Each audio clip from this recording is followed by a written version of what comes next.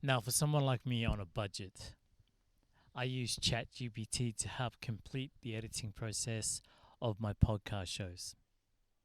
One is to produce thumbnail titles and podcast titles, the description to the podcast show. What I basically do is actually have a chat with ChatGPT when I'm saying, hey, look, C, everyone's got their own name. I call mine C, short for chat, whatever floats your boat. That's the one that's floating for me. I'll ask C, can you please and then describe what we spoke about and say, oh, look, we spoke about this, we spoke about that. These were some of the key takeaways from our discussion today. So, can you please create me 3 thumbnail titles and 3 podcast titles that are SEO related? That's basically all I do. But when you're trying to ring the guest, find a location, sometimes it's the location that takes the longest because of the setup.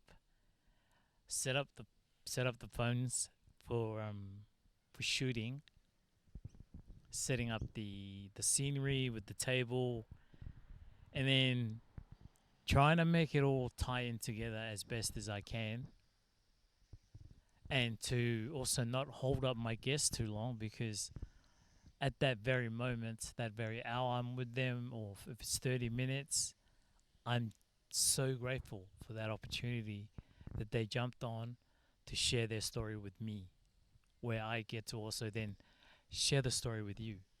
Going back to what I was saying, how I get to do the final production with the description and the titles, ChatGPT pretty much does it for me. And then I use Canva to create thumbnails. And that's basically it.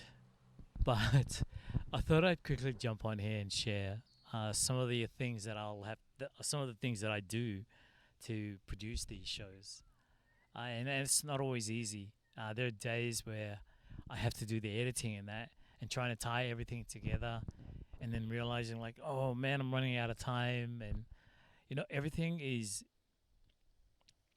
exciting and a lot of patience required. There's a lot of patience required, but the enjoyment of when you hit that upload button is like, oh man, sweet, we're in. Then it's back to the drawing board again.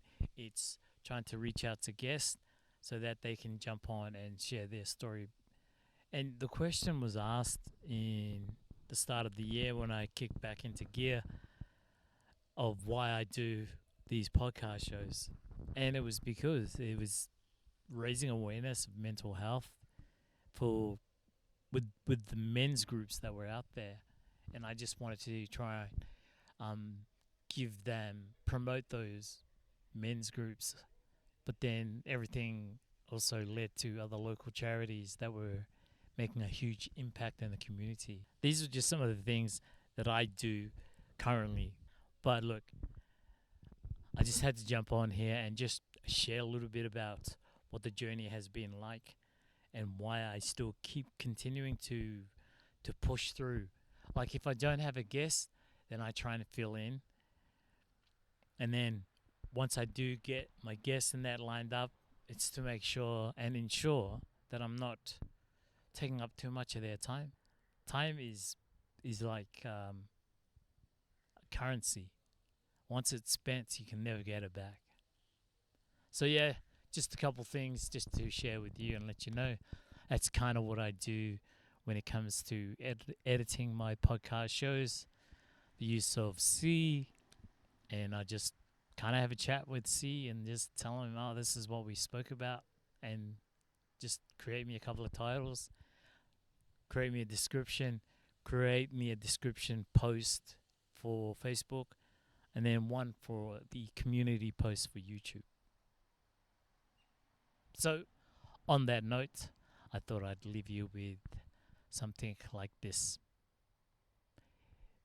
If you enjoy watching some of the shows that I've produced, then please hit that like button, subscribe, and share so I can continue to grow, reach out to communities, and share their stories so that they get to grow in helping more people in their community.